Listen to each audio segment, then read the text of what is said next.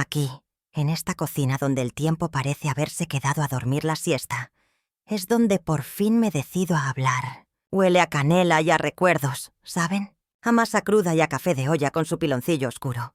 Afuera, las campanas de la iglesia de San Miguel doblan con esa pereza de las 5 de la tarde.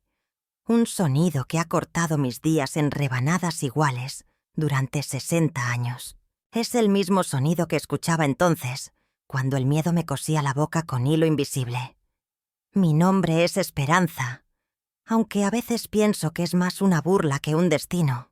Tengo 78 años y mi vida está guardada en esta casa, en los retratos polvosos, en el crujir de las maderas que conocen mis secretos mejor que nadie. Mis manos, estas manos arrugadas como papel viejo, han lavado, cocinado, acariciado y también se han apretado contra la boca para ahogar los gritos.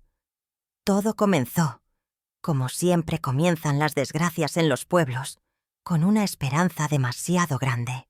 Yo era joven, con el pelo tan negro que brillaba azulado bajo el sol, y unos ojos llenos de esa luz tonta que da la inocencia. Mi mamá, que en paz descanse, me decía: «Esperancita, búscate un hombre trabajador, un hombre de bien». ¿Y yo qué sabía yo? Para mí, de bien significaba que no llegara borracho los domingos y que te sacara a bailar en las fiestas patronales. Y entonces llegó Aurelio. Llegó con sus botinas brillantes y su sonrisa ancha, con ese modo de mirarte que te hacía sentir como la única mujer en el mundo. Era viudo, 10 años mayor que yo, y en el pueblo decían que tenía porvenir. Tenía un taller de mecánica y ya estaba construyendo esta casa, grande, de techo alto. A mis padres les bastó. Un hombre con casa propia es un hombre serio, y a mí me bastó con que me viera. Me hizo sentir frágil y poderosa al mismo tiempo.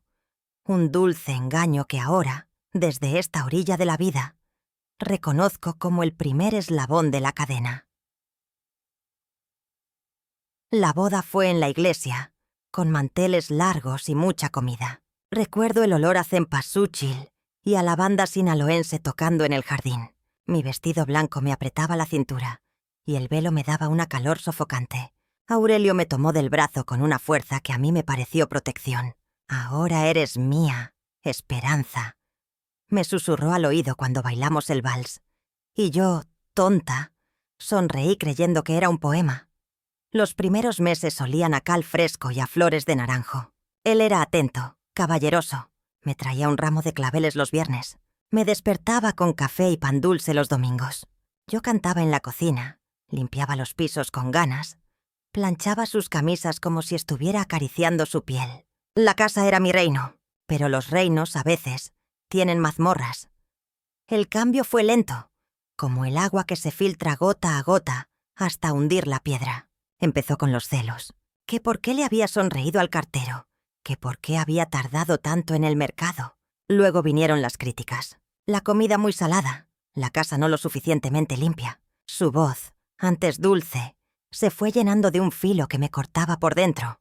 Yo aprendí a achicarme, a hablar más bajo, a moverme sin hacer ruido, a ser invisible. Y entonces llegó la primera vez. No fue con sus amigos, no aún. Fue una noche de calor, con los grillos cantando como locos. Él llegó del taller oliendo a gasolina y a cerveza. Había perdido dinero en una apuesta. Discutimos. O más bien, él gritó y yo lloré. Y cuando me giré para salir de la habitación, él me agarró del brazo con una fuerza que me dejó un moretón en forma de huella digital por una semana. «A mi casa no se le da la espalda», dijo. Y su voz era tan fría que me heló la sangre. Esa noche me encerré con llave en el baño y me deslicé al piso, temblando, escuchando cómo su respiración pesada se paseaba al otro lado de la puerta. Era la respiración de un extraño. Esa fue la primera lección. El miedo no es un golpe, es un susurro que se te mete en la sangre y se queda ahí, latiendo en silencio, para siempre. Y yo, como buena mujer de mi tiempo, aprendí la lección. Aprendí que el silencio era la pared más gruesa entre su ira y mi piel. Ahora, mientras remuevo el café en esta taza vieja, Me doy cuenta de que el primer silencio no es el que impone el otro, sino el que una misma se cose en la garganta para sobrevivir. Es la semilla de todo lo que vendría después. Esa primera marca morada en mi brazo fue como una mancha de humedad que empieza a extenderse por una pared recién pintada. Al principio traté de ocultármela a mí misma. Me puse una blusa de manga larga. Aunque el calor de Veracruz era un animal pesado que te aplastaba contra el suelo. Me miraba al espejo y repetía: fue un descuido, un mal momento. Él no es así. Pero la pared siguió manchándose. Los descuidos se volvieron costumbre. Un empujón aquí, un jalón de pelo allá. Nada que se pudiera ver con la ropa puesta. Nada que gritara al mundo. Eran heridas secretas, como esas frutas que por fuera parecen intactas, pero por dentro ya tienen el gusano comiéndoselas. Aprendí a caminar sobre una cuerda floja invisible. Mi vida se convirtió en una coreografía precisa para no provocar su ira. La sal en la comida debía ser exacta. El volumen de la radio muy bajo. Mis miradas siempre al suelo cuando hablaba con otro hombre.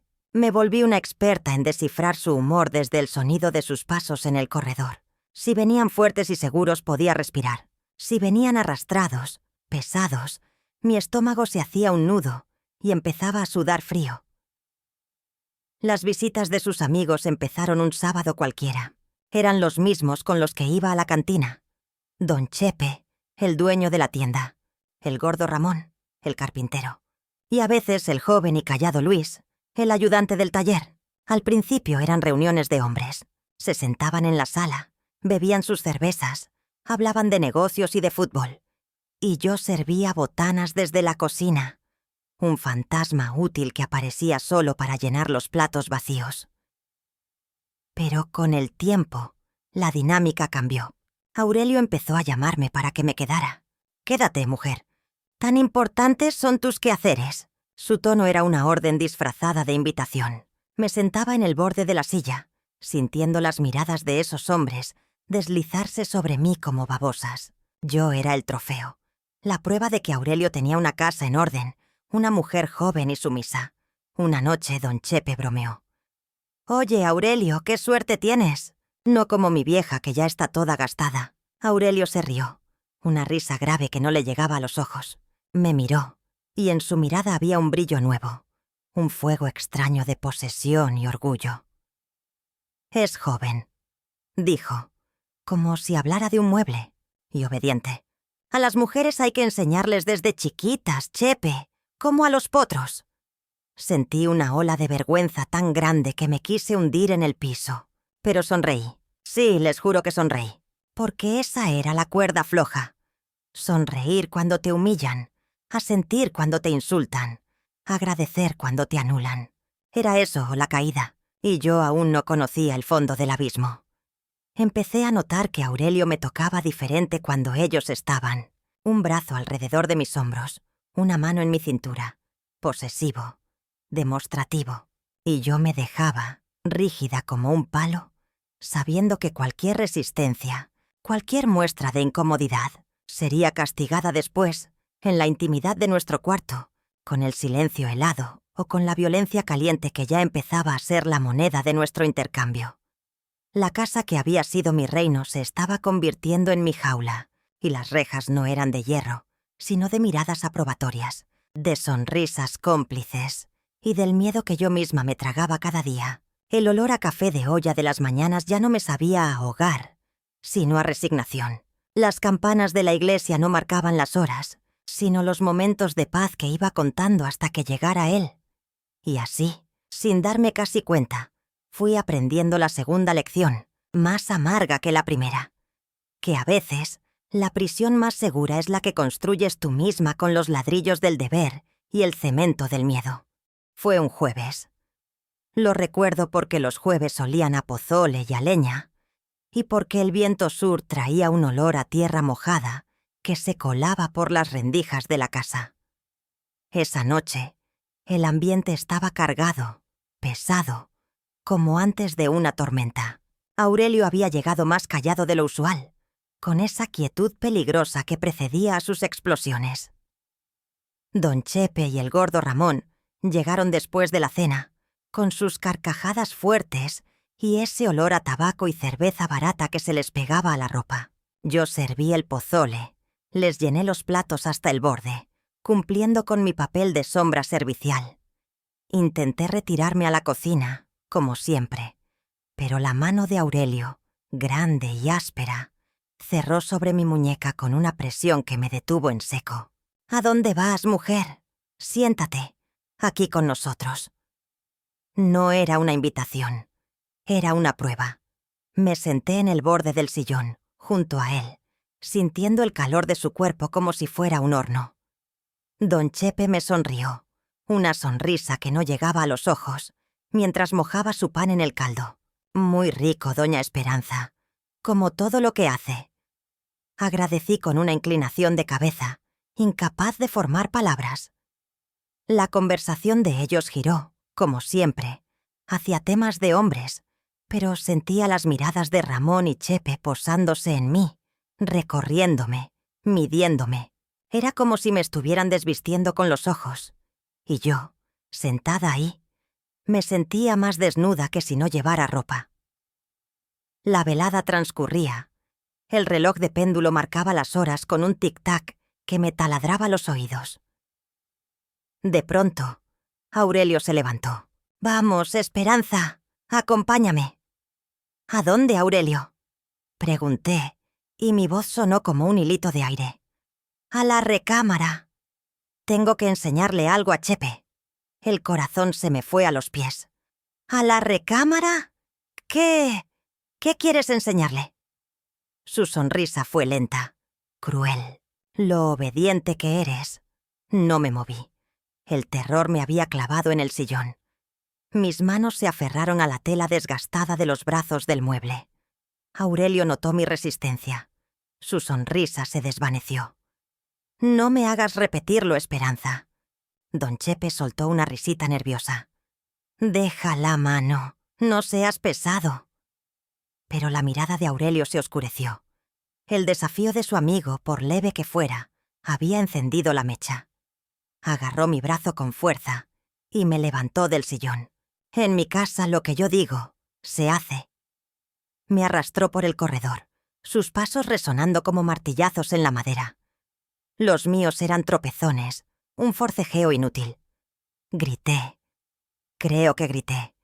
«Aurelio, no, por favor». Pero su mano se soltó de mi brazo para cubrirme la boca, ahogando mi voz. Desde la sala podía escuchar la risa incómoda, forzada, del gordo Ramón. Empujó la puerta de la recámara y me lanzó sobre la cama. El mundo se redujo a ese cuarto, a la luz tenue de la lámpara, a su figura oscura, bloqueando la salida. «Te vas a quedar quieta», ordenó, y su voz era un rugido sordo. «Vas a hacer lo que yo te diga, y no vas a gritar». Corrió hacia el armario y sacó unas corbatas viejas, unas que ya no usaba. Mi mente no podía procesar lo que estaba pasando. Era una pesadilla, una escena de esas que veía a escondidas en las telenovelas de la tarde, pero no podía estar pasándome a mí. Cuando se acercó a la cama con aquellas tiras de seda, empecé a patalear, a forcejear con una fuerza que no sabía que tenía. «No, Aurelio, por el amor de Dios, suéltame». Pero él era más fuerte, siempre fue más fuerte. Me sujetó las muñecas con una mano, mientras con la otra empezaba a atar una corbata a la cabecera de la cama de hierro forjado. El sonido, de la tela rozándose, apretándose, se me quedó grabado a fuego en el alma. Ató una muñeca, luego la otra. Los nudos eran firmes, expertos, como los que hacía en el taller con los cables de los coches.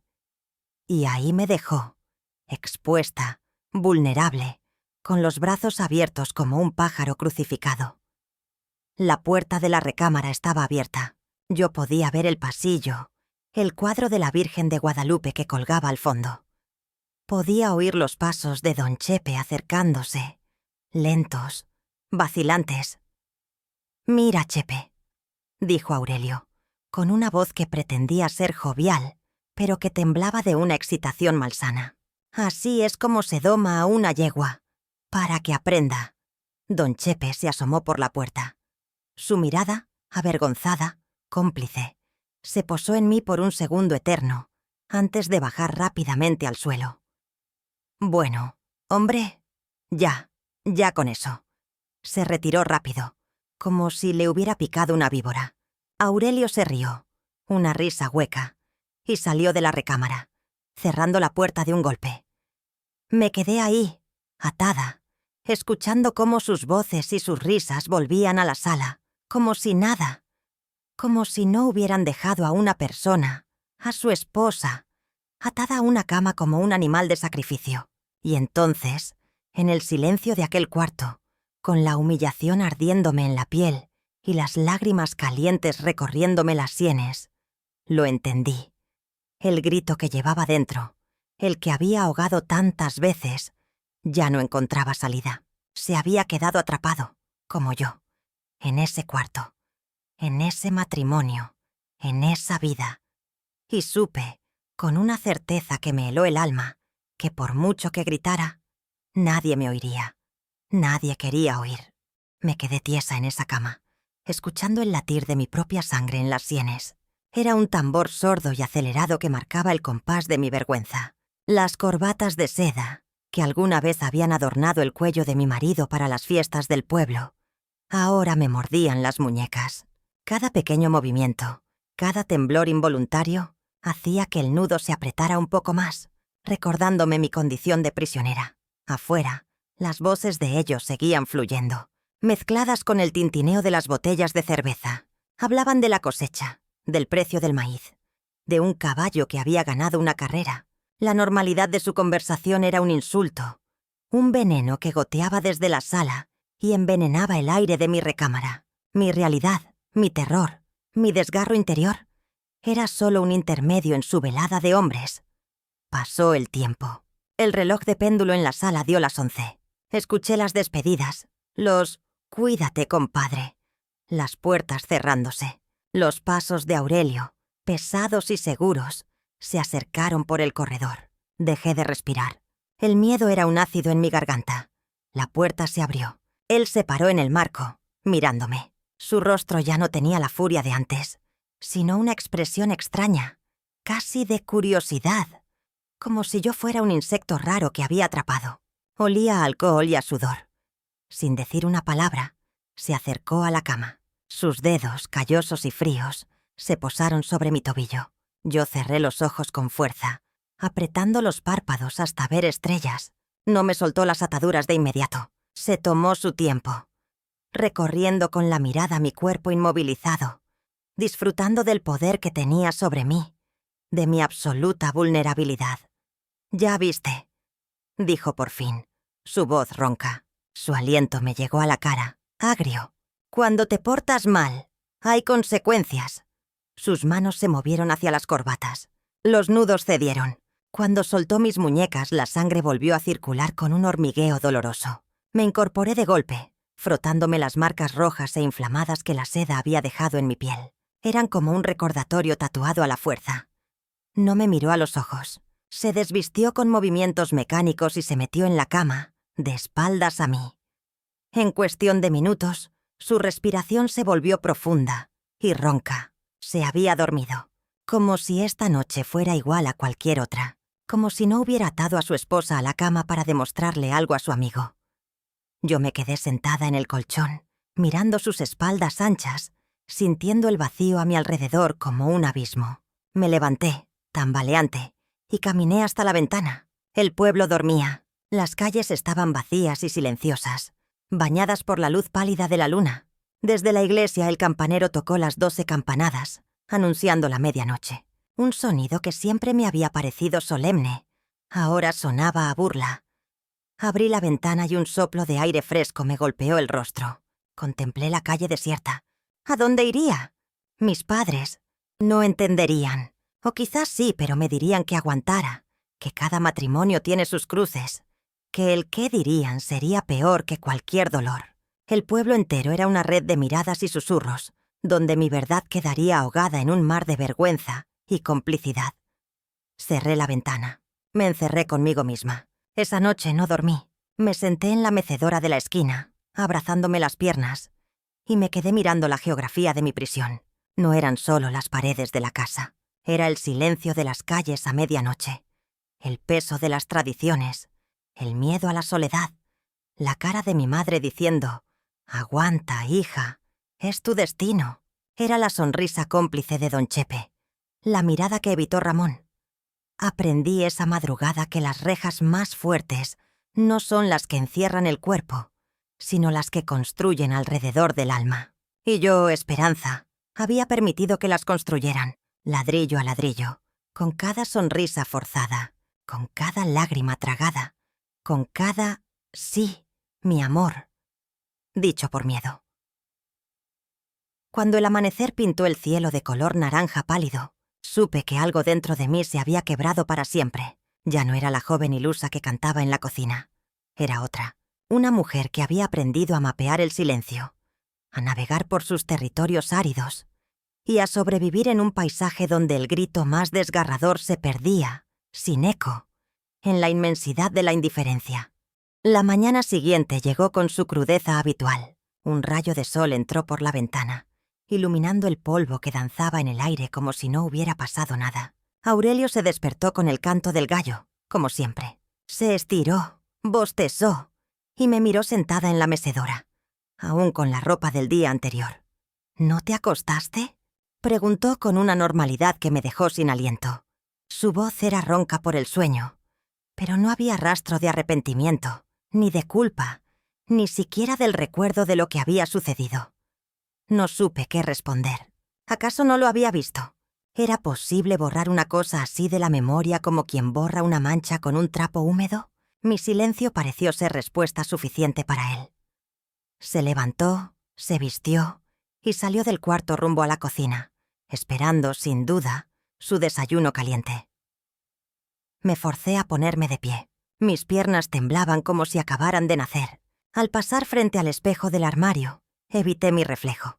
No quería ver los ojos de la mujer que había pasado la noche atada a una cama por su esposo. No quería reconocerla.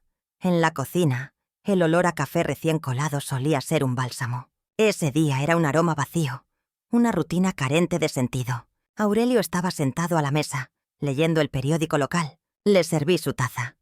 Le puse frente a él los huevos estrellados con chorizo y las frijoles refritos. Él asintió con la cabeza, sin levantar la vista del diario. «Hoy llega el camión de la cerveza», dijo entre bocado y bocado. «Dile a Ramón que me venga a ayudar a descargar». Asentí. «Sí, Aurelio». Mi voz sonó plana, muerta. Él no pareció notarlo. O no le importó. Comió con apetito. Bebió su café de un sorbo largo. Y al terminar, se levantó y me dejó un beso fugaz en la mejilla. Era el mismo beso rutinario de todas las mañanas. El mismo que me daba después de gritarme, después de humillarme, después de lo de anoche. Ese beso me quemó más que cualquier golpe. Era la confirmación de que, para él, todo formaba parte del mismo tejido. El desayuno, el trabajo, la violencia, la posesión. Todo era su derecho. Ese día, moviéndome por la casa como un autómata, entendí que había cruzado un umbral. Ya no era solo el miedo a la paliza, a los gritos, a la furia. Era algo más profundo, más desesperanzador. Era la comprensión de que yo había dejado de ser una persona para convertirme en una extensión de su voluntad, un objeto cuyo valor residía en su obediencia y en su capacidad para soportar. La rutina se impuso, como una losa. Lavé los trastes, trapeé los pisos, planché sus camisas. Cada tarea era un acto mecánico, vacío. Cuando fui al mercado, las señoras me saludaron con sus sonrisas de siempre. «Buenos días, doña Esperanza». «¿Cómo está don Aurelio?». Yo respondía con la boca, pero por dentro, una voz gritaba: «¿No ven? ¿No ven la marca que llevo en el alma? ¿No huelen la muerte de mi dignidad?». Pero nadie veía nada. O no querían ver. El pueblo entero era cómplice de su silencio. Las fachadas blancas de las casas, las macetas con geranios, el repicar de las campanas, todo era parte de una gran mentira que cubría como un manto las miserias escondidas tras las puertas cerradas. Por la tarde llegó Ramón a ayudar con la cerveza. Evitó mirarme a los ojos. Su complexión robusta parecía más encogida, su voz más baja. «Buenas tardes, doña Esperanza». «Buenas tardes, Ramón», respondí, y noté cómo su mirada se fugó hacia un punto en la pared, incómodo. Él sabía, lo había visto, y su silencio, su complicidad cobarde, era otra atadura invisible que me sujetaba a mi destino. Esa noche Aurelio no tuvo visitas. Cenamos en silencio. Él parecía satisfecho, tranquilo. Yo, sentada frente a él, sentía que un abismo nos separaba, un abismo que él ni siquiera percibía. Al acostarnos, me dio la espalda y pronto se durmió. Yo me quedé mirando el techo, sintiendo el peso de su cuerpo al otro lado de la cama. Ya no era el hombre del que me había enamorado. Era un extraño, un carcelero. Y yo, la prisionera, había empezado a aprender las reglas de mi cautiverio. La principal, actuar como si nada pasara. Sonreír cuando había que sonreír. Servir cuando había que servir. Y guardar el grito, siempre guardar el grito. Muy dentro, donde ni siquiera yo pudiera oírlo. Por miedo a que, si salía, ya no hubiera quien pudiera detenerlo. Las visitas se volvieron ritual. No todos los días, no todas las semanas, pero con una frecuencia suficiente para que la ansiedad se instalara en mi pecho como un inquilino permanente. Ya no era solo don Chepe o Ramón. A veces era un socio de Puebla, un primo de Aurelio de Xalapa. Hombres cuyas caras se borraban en mi memoria, fundiéndose en una sola sonrisa borrosa y cómplice. Aurelio se volvió más astuto. Ya no me arrastraba con violencia. La orden era sutil. Un susurro venenoso en el oído antes de que llegaran. «Hoy te vas a portar bien, ¿verdad, Esperanza? Vas a hacer lo que yo te diga. No querrás otra noche como aquella». Era todo lo que necesitaba decir. El miedo hacía el resto del trabajo. Mi cuerpo aprendió a obedecer antes de que mi mente pudiera rebelarse. Era la rutina del animal herido que aprende a mostrar la panza al depredador para evitar el daño mayor. La mecánica era siempre la misma. La cena, la conversación forzada, la botella de mezcal que se vaciaba lentamente. Luego la mirada de Aurelio, pesada, significativa. «Esperanza, vámonos al cuarto. Tienes ese dolor de cabeza, ¿recuerdas?» Me levantaba. Mis piernas me llevaban por el corredor como si no me pertenecieran. Él cerraba la puerta. A veces usaba las corbatas. Otras, un cinturón. Una vez, una bufanda de lana que me rasgó la piel con su aspereza. Yo ya no forcejeaba. El forcejeo era inútil y enfurecía a la bestia. Aprendí a quedarme quieta, a mirar el florón de yeso en el techo, a contar las grietas que se extendían como venas secas. Me ausentaba. Mi espíritu se escapaba por la ventana.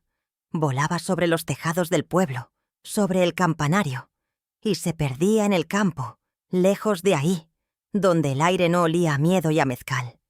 Él no me tocaba, no de esa manera. Ese nunca fue el trueque. Era otra cosa más perversa. Era el espectáculo del poder. Era exhibir mi sumisión, mi rendición absoluta.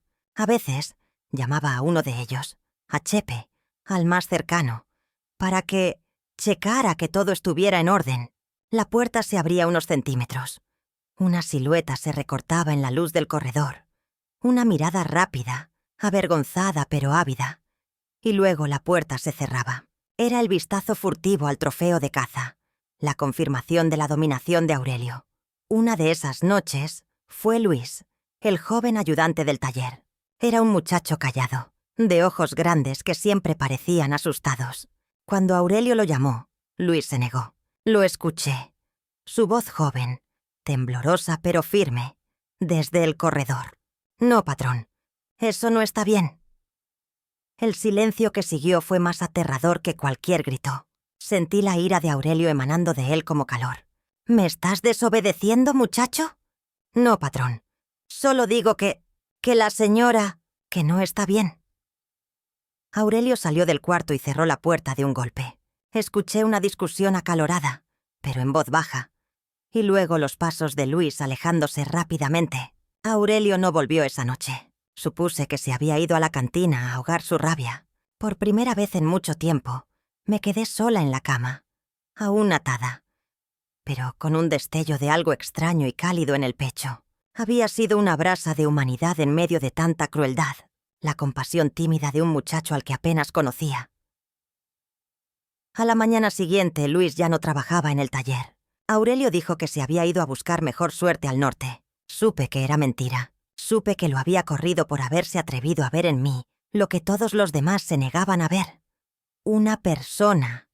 Esa pequeña rebelión, sin embargo, no me liberó. Al contrario, Aurelio redobló su control. Las visitas continuaron, y con ellas mi desapego. Aprendí a dividirme. Estaba la esperanza de carne y hueso, la que yacía en la cama, inmóvil y silenciosa.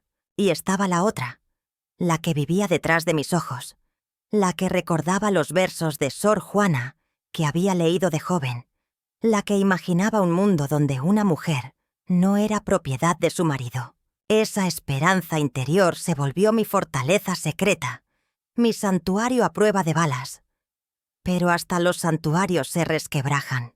Una noche, mirando la luna llena a través de la ventana, con las muñecas doloridas por la presión de la tela, esa esperanza interior, la fuerte, la que soñaba, también rompió a llorar, porque entendió que la resistencia silenciosa, aunque noble, era también una forma de rendición, y que cada visitación no solo me ataba a la cama, sino que iba enterrando más y más hondo a la mujer que una vez fui, hasta un punto del que tal vez nunca podría regresar.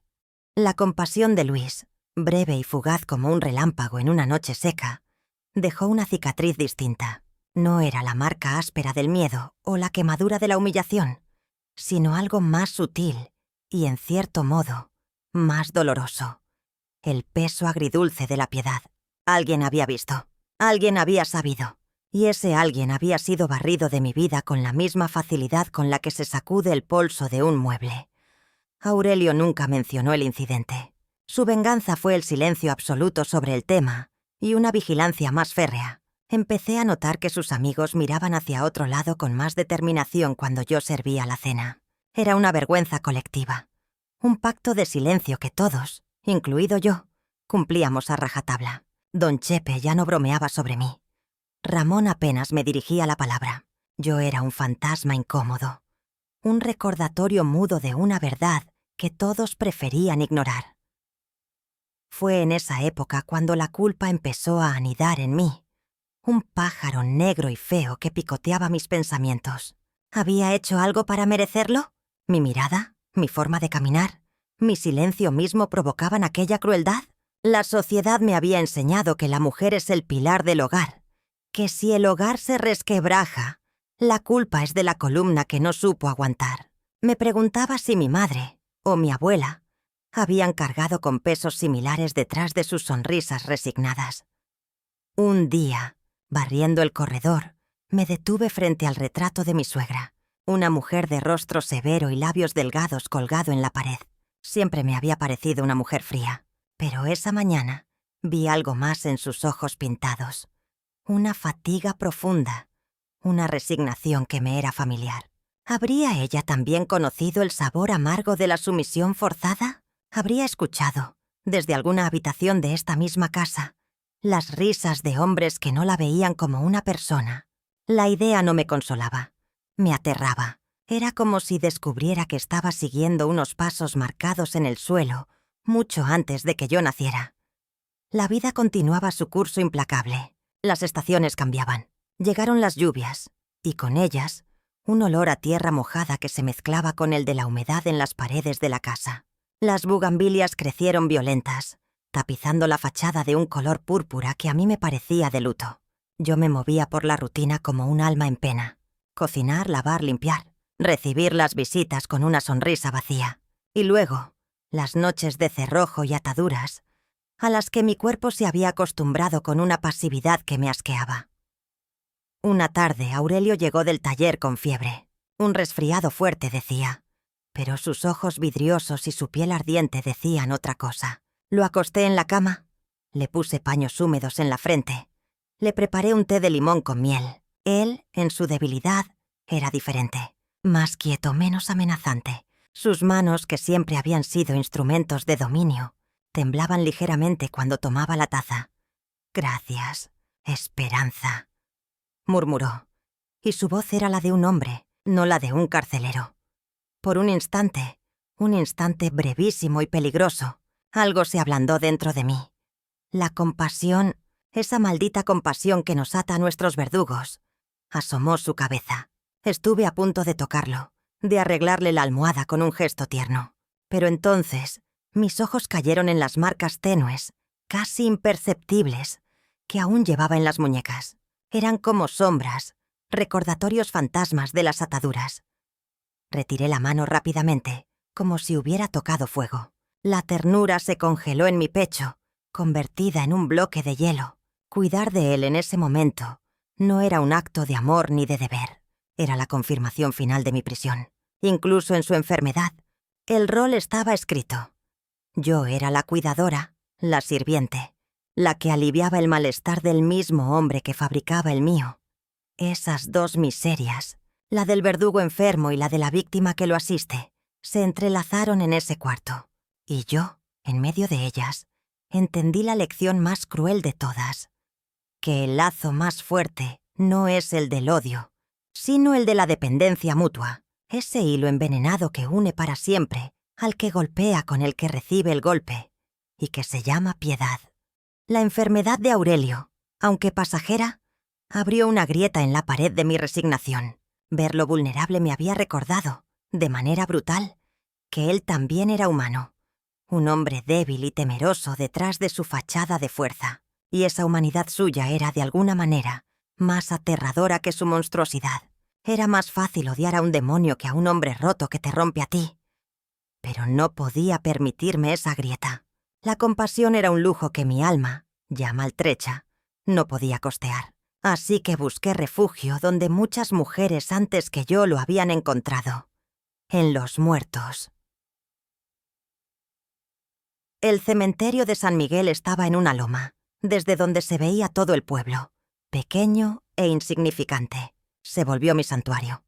Iba los domingos por la tarde, después de la misa a la que Aurelio me obligaba a asistir, para guardar las apariencias. Mientras el pueblo dormitaba la siesta, yo caminaba entre las tumbas, leyendo los nombres y las fechas en las lápidas desgastadas por el sol y la lluvia. Allí, junto a la tumba de mi madre, me sentaba en una banquita de piedra y le hablaba. No le contaba todo, no. No podía profanar su memoria con la fealdad de mi realidad. En cambio, le hablaba de los detalles pequeños, los que no dolían, de cómo las gardenias junto a la tumba de la señora Ruiz estaban floreciendo, de que el panteonero había pintado de nuevo la cruz grande del centro. Le cantaba en voz baja las canciones que a ella le gustaban, esos corridos viejos que hablaban de amores trágicos y de valentía. Pero una tarde, la verdad se me escapó. Estaba arrancando unas hierbas que crecían al pie de su lápida, y de repente, sin planearlo, las palabras brotaron como un manantial envenenado. «Mamá», susurré, mis dedos aferrados a la tierra húmeda. Anoche otra vez. Don Chepe y el licenciado Mendoza. Él usó el cinturón nuevo, el de piel de víbora. ¿Y yo? Yo me fui a la barranca, mamá. En mi mente me fui, como tú me decías que hiciera cuando papá se emborrachaba y gritaba. Me callé, sorprendida por mi propia confesión. El viento silbó suave entre los cipreses, acariciando mi rostro como si fuera la mano de ella, y en ese silencio cargado de memoria, la entendí por primera vez. Entendí sus suspiros largos al anochecer, la forma en que a veces se quedaba mirando la ventana, ausente, lejos. No era solo la tristeza por las borracheras de papá. Era esto, era el mismo agujero negro, el mismo desprenderse del alma para que el cuerpo pudiera aguantar. No era un consuelo, era una herencia, una losa de silencio que se transmitía de madre a hija, generación tras generación. Yo no era una anomalía, era eslabón de una cadena de mujeres que habían aprendido a vivir con el ruido sordo de sus propias cadenas. A partir de entonces, mis visitas al panteón cambiaron. Ya no iba solo a buscar consuelo, sino a rendir homenaje. A la señora González, muerta a los 30 años, de pena, decían las malas lenguas. A la joven Remedios, fallecida en el parto de su 5º hijo. A mi abuela Felicitas, cuya lápida solo decía esposa ejemplar y madre abnegada. Yo les miraba sus nombres y les pedía perdón. Perdón por no haber tenido la fuerza para romper la cadena, por estar aquí, vivo o muerta, perpetuando el ciclo. Un domingo, al salir del cementerio, me encontré con doña Chabela, la partera vieja del pueblo. Sus ojos, pequeños y brillantes como cuentas de obsidiana, me miraron con una intensidad que traspasaba. «La tierra está pesada, hija», dijo, no como un saludo, sino como una declaración. No se refería al camino lodoso. La miré, y por primera vez, no bajé la vista. «Sí, doña Chabela, muy pesada». Ella asintió lentamente, y en su mirada no había lástima, sino un reconocimiento antiguo, de alguien que había visto nacer y morir demasiadas cosas. Los muertos escuchan, Esperanza. Ellos sí escuchan, pero los vivos a veces están más sordos que una tapia. Se dio la vuelta y se fue, cojeando levemente, su figura negra desapareciendo entre las cruces blancas. Sus palabras se quedaron conmigo, resonando en el silencio de la loma. Tenía razón. En el reino de los muertos había más eco para mi dolor que en el mundo de los vivos. Y en esa verdad tan terrible y tan cierta, encontré un extraño tipo de compañía. La compañía de las que ya se habían ido. Las que, como yo, habían aprendido que a veces la única forma de sobrevivir es conversar con los fantasmas. El encuentro con doña Chabela fue como una semilla plantada en la tierra yerma de mi espíritu. No cambió mi realidad inmediata, pero empezó a germinar en la oscuridad, un brote tenaz de una verdad distinta. Los muertos escuchaban, y yo, aunque viva, ya empezaba a sentirme parte de su reino silencioso. Fue en esa época de sombras cuando la vida, con su ironía cruel, decidió que era el momento. Me quedé embarazada. La noticia no llegó con alegría, sino con un pánico que me heló la sangre. Aurelio, por su parte, estalló en una alegría ruidosa, orgullosa. Para él, era la confirmación final de su hombría, de su dominio. «Un heredero», se gritaba, abrazándome con una fuerza que me ahogaba. Yo, en sus brazos, sentía que el bebé en mi vientre era otra atadura, la más definitiva. El embarazo fue un paréntesis extraño. Aurelio suspendió las visitas. Mi cuerpo, ahora sagrado por llevar a su hijo, ya no era un trofeo para exhibir, sino una vasija que debía ser protegida. Por primera vez en años mis noches fueron mías.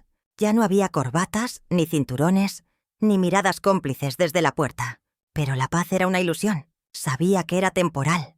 Un alto en el camino para recargar fuerzas antes de que la tormenta regresara, quizás con más violencia. Y entonces, en la quietud de esas noches, empecé a hablarle al bebé. Al principio eran susurros torpes, canciones de cuna tristes, pero con los meses se convirtió en confesiones. Le contaba, en voz tan baja que apenas se movían mis labios, sobre el miedo, sobre la rabia, sobre la mujer que había sido y que ya no existía.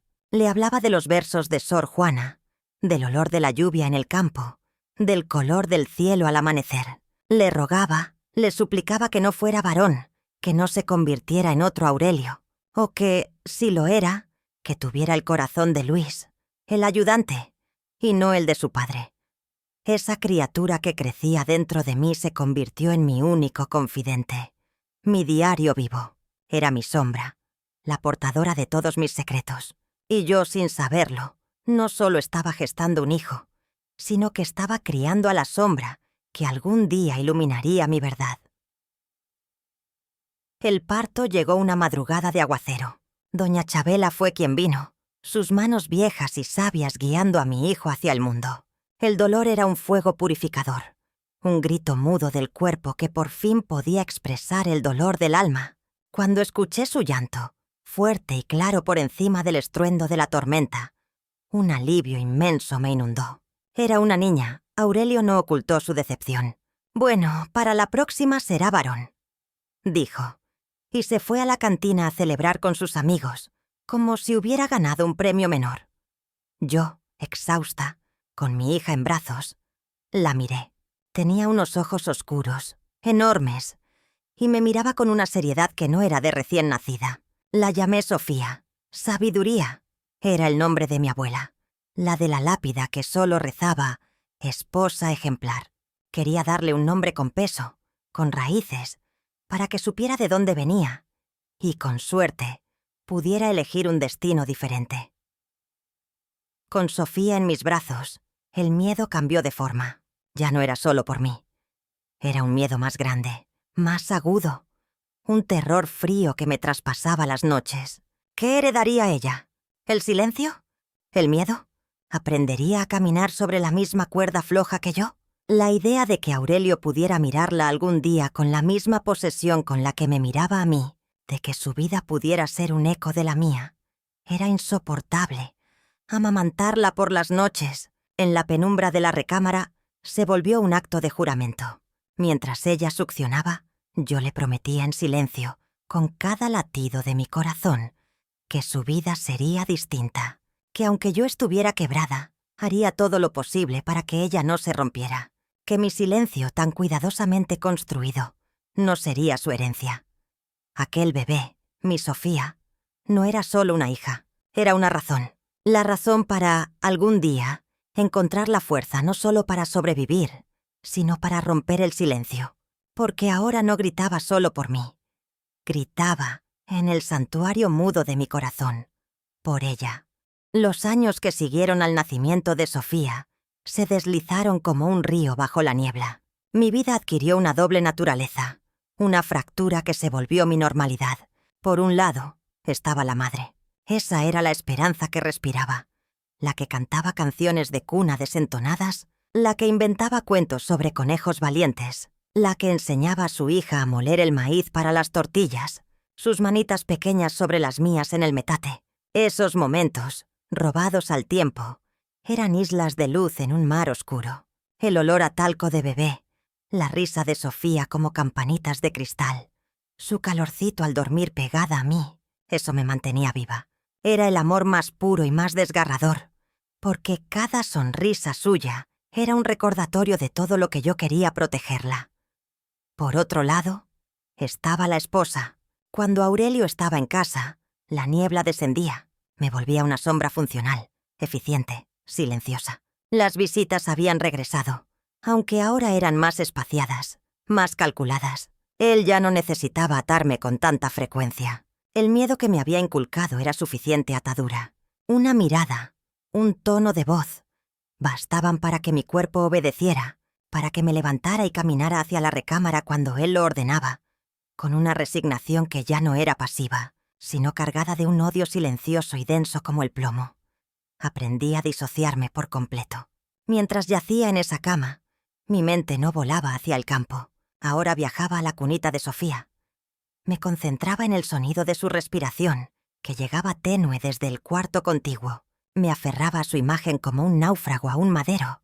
Ella era mi ancla a la realidad, a la parte de mí que aún era humana. Sofía creció. Pasó de ser un bebé a una niña de trenzas largas y ojos inquisitivos. Empezó a hacer preguntas. «Mamá, ¿por qué a veces papá te habla feo? Mamá, ¿por qué lloras en las noches?»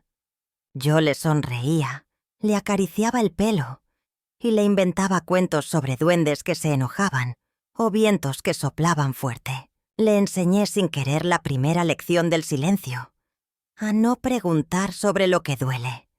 Pero los niños ven, siempre ven. Una tarde, Aurelio llegó de mal humor, y porque la comida no estaba a su gusto, lanzó el plato al suelo. El estruendo de la loza que se hacía añicos resonó en la casa. Sofía, que tenía entonces 6 años, se quedó tiesa, mirando los fragmentos de barro esparcidos, la sopa de lentejas escurriendo por la pared. No dijo nada, solo se acercó a mí y se aferró a mis piernas, escondiendo la cara en mi falda. Su silencio fue más elocuente que cualquier llanto. Era el mismo silencio que yo cultivaba. Lo estaba heredando. Esa noche, al acostarla, me tomó la cara con sus manitas. «Mamá», susurró, «cuando sea grande yo te voy a cuidar. No voy a dejar que nadie te hable feo». Sus palabras me atravesaron como un cuchillo. No había dolor más grande que ese. Mi hija, mi Sofía, ya se sentía responsable de mí. Ya estaba aprendiendo a ser la protectora, a cargar con un peso que no le correspondía. En sus ojos no había solo inocencia, había una determinación precoz, la sombra de una fortaleza que se veía forzada a nacer demasiado pronto. La niebla de esos años se volvió más espesa. Cada día era una negociación entre la luz de Sofía y la oscuridad de Aurelio. Y yo en el centro me sentía desdoblada, partida en dos. Una parte envejecía con rapidez, cansada de la lucha silenciosa. La otra, la que era madre, se aferraba con uñas y dientes a la esperanza de que, para mi hija, el mundo pudiera ser un lugar más amable. Pero para que eso sucediera, yo tendría que encontrar la forma de romper la niebla, y no sabía si tenía fuerzas para ello. O si, al intentarlo, lo arrastraría todo conmigo, incluida la frágil seguridad que le había podido dar a mi hija. El tiempo que todo lo cura y todo lo desgasta fue haciendo su trabajo en Aurelio. Los años de mezcla de cerveza y orgullo desmedido empezaron a pasar factura a su cuerpo. Un dolor sordo en la espalda se volvió constante. Un reuma que le agarrotaba las manos.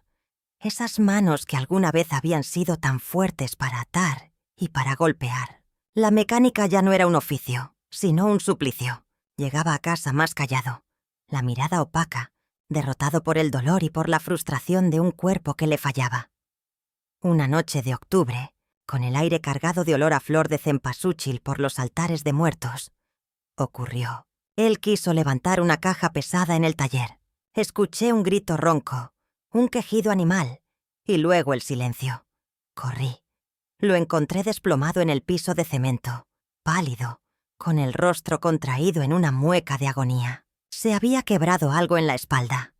Los doctores fueron claros. No volvería a caminar, o al menos no sin una ayuda inmensa. La bestia había sido derribada. Al principio su rabia fue un huracán que azotó la casa. Gritos, insultos, platos rotos. Yo era el blanco más fácil, la sombra siempre disponible para recibir su frustración.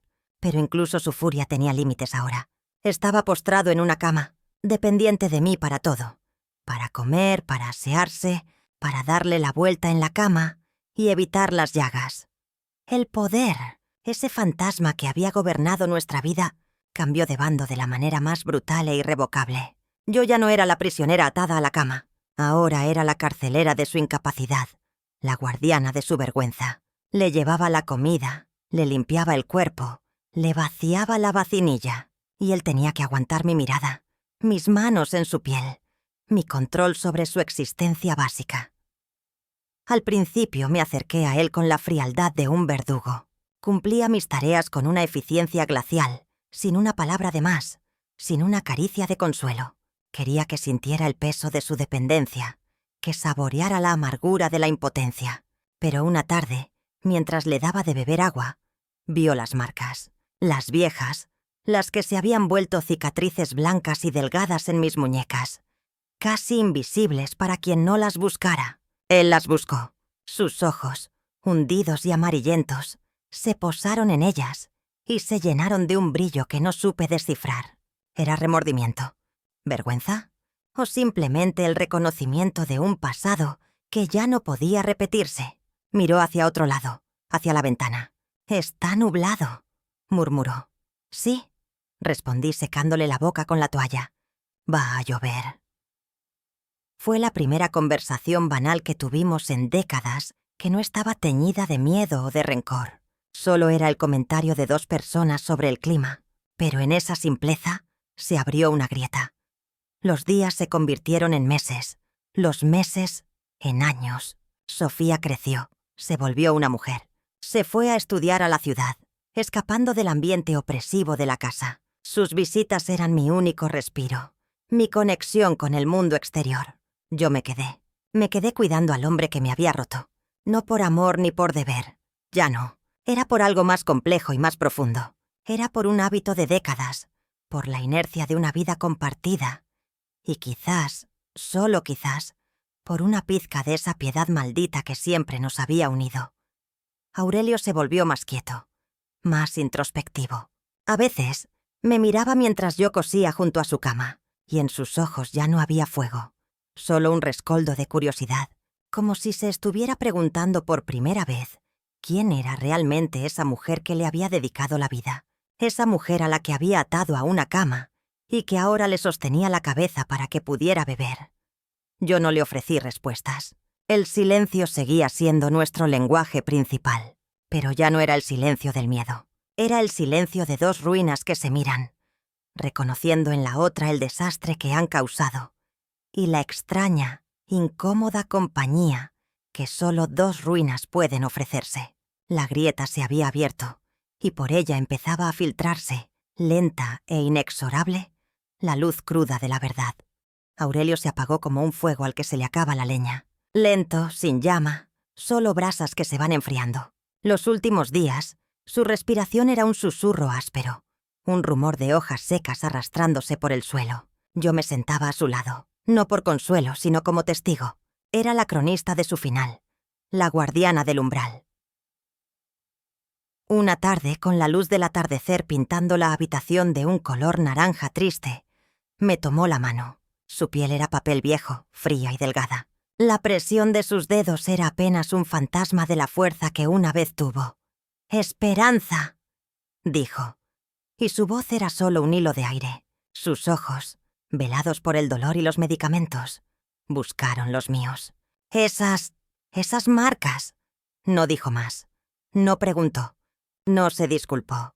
Solo nombró lo innombrable. Nombró las cicatrices en mis muñecas, las huellas de sus corbatas y sus cinturones, los símbolos de todas aquellas noches.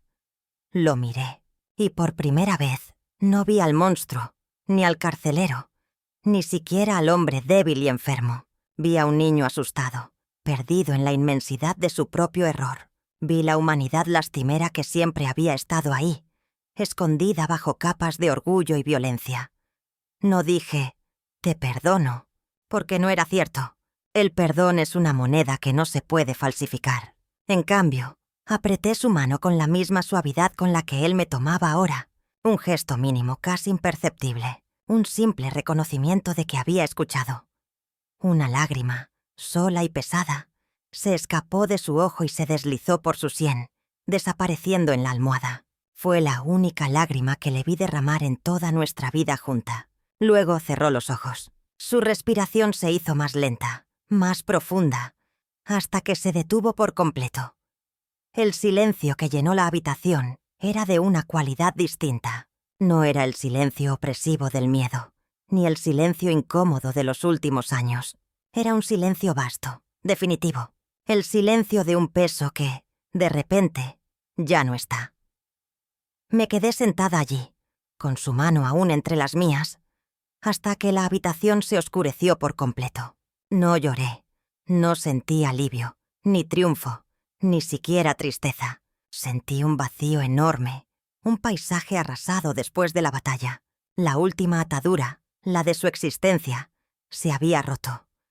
Al día siguiente, cuando vinieron a llevarse el cuerpo, me encontré de pie en el centro de la recámara. La cama estaba vacía, las sábanas revueltas. Miré la cabecera de hierro forjado. Ya no era un instrumento de tortura, era solo un mueble viejo. Toqué el metal frío con la punta de los dedos, recorriendo los adornos florales donde tantas veces había anudado aquellas tiras de seda. Y entonces, sin planearlo, me recosté en la cama, en el mismo lugar donde él me había dejado tantas veces. Estiré los brazos, colocando mis muñecas sobre las manchas oscuras que el óxido y el sudor habían dejado en el metal, justo donde los nudos solían apretarse. No había miedo, no había dolor, solo una quietud extraña, un acto final de reclamar ese espacio, de despojarlo de su poder. Era mi cama, mi recámara, mi casa, y yo, por fin, era la única habitante de mi propio cuerpo. La última atadura no era él, nunca lo había sido. La última atadura era el recuerdo, el fantasma del dolor que seguía vivo en mí.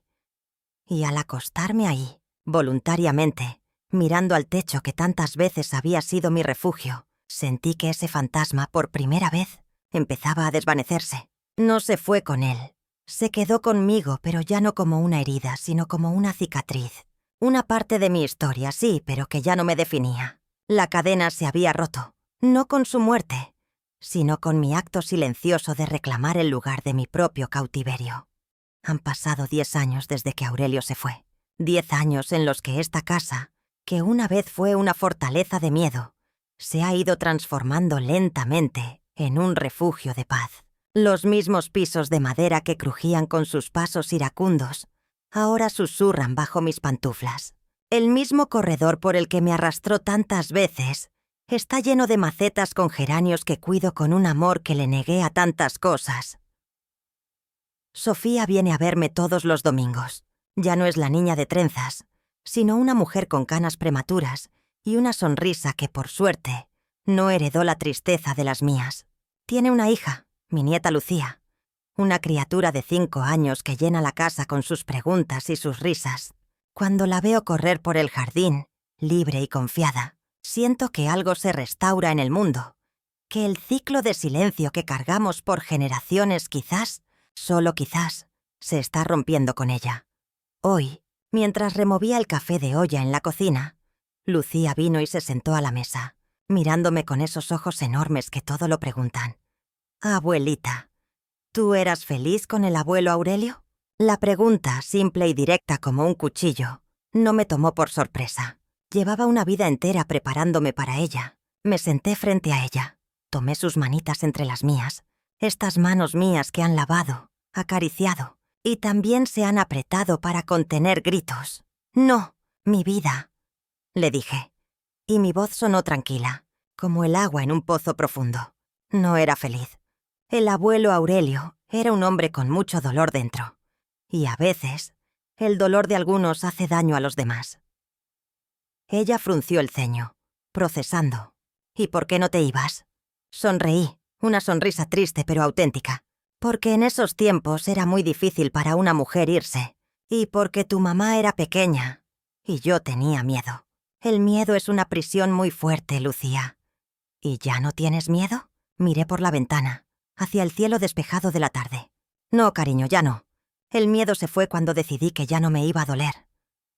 No le conté los detalles. Esa historia no es para sus oídos infantiles, es para mí. Para sacarla como ahora, en la soledad de mi cocina, y dejarla reposar sobre la mesa, junto al olor del café y la canela, para reconocerla, nombrarla y, finalmente, liberarla. He aprendido que la liberación no llega con un grito, sino con un suspiro. No es un evento dramático, sino un proceso lento como el crecimiento de un árbol. Llegó cuando pude sentarme en esta silla y recordar sin que el recuerdo me desgarrara por dentro. Llegó cuando pude perdonarme a mí misma por no haber sido más fuerte, por no haber gritado más alto, por haber sobrevivido de la única manera que supe, en silencio. Ahora, el silencio de esta casa ya no es vacío, está lleno de mí. De mis pensamientos, de mis memorias buenas y malas, de la ausencia de Sofía y de la presencia vibrante de Lucía. Es un silencio que acoge, que contiene, que ya no oprime. Aurelio y yo fuimos 2 almas perdidas que se hicieron daño en un baile torpe y cruel. Él con su furia, yo con mi miedo. Pero el baile terminó, y en el gran silencio que dejó, he encontrado por fin mi propia voz. No es una voz que grite, es una voz que susurra, que cuenta, que recuerda. Una voz que, como el aroma del café de olla que impregna estas paredes, permanecerá aquí mucho después de que yo me haya ido, como un testimonio silencioso de que, incluso en los corazones más quebrados, la esperanza, al final, siempre encuentra un modo de florecer.